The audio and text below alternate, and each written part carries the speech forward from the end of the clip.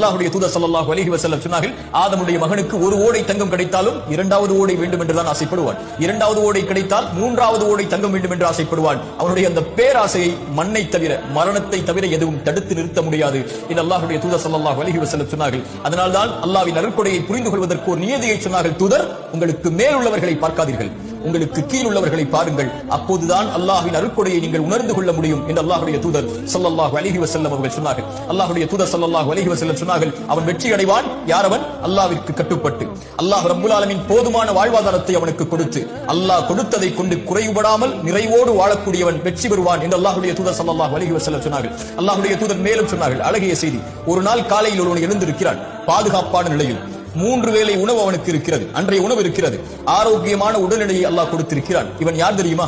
3 வேளை உணவு, ஆரோக்கியம், பாதுகாப்பு, இந்த மூன்றும் ஒருவனுக்கு கொடுக்கப்பட்டால், அவன் அதை கொண்டு திருப்தி அடைந்து விட்டால் ஒட்டுமொத்த உலகமும் அவனுக்கு கிடைத்ததை போல் என்று அல்லாஹ்வுடைய தூதர் ஸல்லல்லாஹு அலைஹி வஸல்லம் அவர்கள் சொல்கிறார்கள். இன்று மனிதன் அது இல்லை, இது இல்லை, எனக்கு அல்லாஹ் அதை கொடுக்கவில்லை, இதை கொடுக்கவில்லை என்று அல்லாஹ் கொடுத்ததை மறந்து விடுகிறான்.